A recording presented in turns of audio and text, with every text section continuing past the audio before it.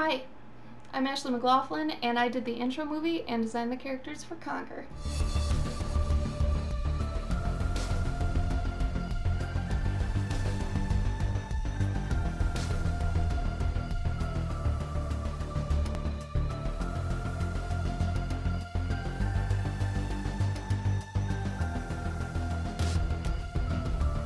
I really wanted Agent Sunday to be a really mature, powerful woman, but we didn't exactly want her to be really that old. We wanted to, to have her wise and experienced, but not necessarily have the age behind her to, show that. So at first, I had drawn her kind of in her, 50s-ish, and having the lines and everything just made her kind of look like your grandma. Not to say your grandma isn't badass or anything. So we decided to give her some more sex appeal. And in doing that, I took away a lot of her lines. We'd always decide to have her hair up just as sort of a I never stop. So she never lets her hair down. I decided to also add a smirk. So she has this playful nature, but you may not always see it, and it might not even be for you. It might be only for the fact that she lusts for war. She's smart, but she's violent.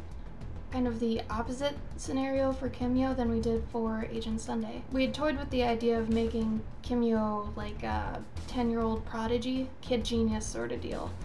And I really liked that idea, but at the same time we had the problem of kind of demographic and who would want to work under a 10-year-old is kind of the opposite of working under your grandma. So we ended up, making Kimyo kind of an ambiguous age. Like, she could be 16 to 26. You don't really know. Edgy, but still approachable and attractive. I gave her a green streak because I don't know, I thought it'd be cool. A discolored eye. That might suggest either she got an implant or, she was just born different somehow, maybe something happened. Also toyed with the idea of giving her a cyborg arm at first. But then we thought that, that would be good potential for later. And have something happen to her and she becomes part machine and, more of the embracing the technology. I did end up giving her a little robot friend, which I wish I had, so I was like, oh, this would be cool.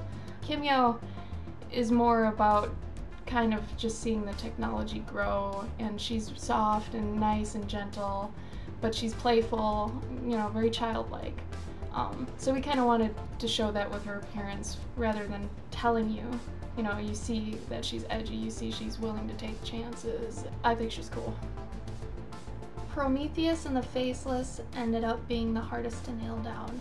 I described it as a sort of V for Vendetta nature, where you had hordes of these people all with the same look, that were just this entity. Prometheus would be kind of the epitome of anonymous, so he had to, have his mask and everything. So at first we toyed with the idea that the mask would be really simple and something that somebody could possibly make at home. And then I got to thinking, well, they are digitally based, they're probably more in the digital world than ours. Obvious to have Prometheus kind of have something where he would communicate with like emoticons. I made him a digital mask that, was kind of pixel based, so that when he emotes, it can be, simple expressions, and that can also be really scary. Prometheus would maybe not even have to talk. He could just emote through pictures on the front of it if they wanted. And the Conquer guys like that, I thought that was way cool. Yeah, you can't make it at home anymore, but it's way more fitting for the character. Took that and I was like, well, since they're so group-based, Prometheus should probably have, 2 right-hand men. When I designed those guys, I gave them half of what Prometheus had, but one's happy and one's sad. He's kind of got his good and evil on his shoulder. Prometheus ended up being pretty sweet. I had a hard time deciding whether I wanted to be Swarm or Faceless, just because I'm a nerd for the Matrix, and Faceless seemed pretty close to that. I just like the idea of having a little robot pet, so I went Swarm. But they also have mechs!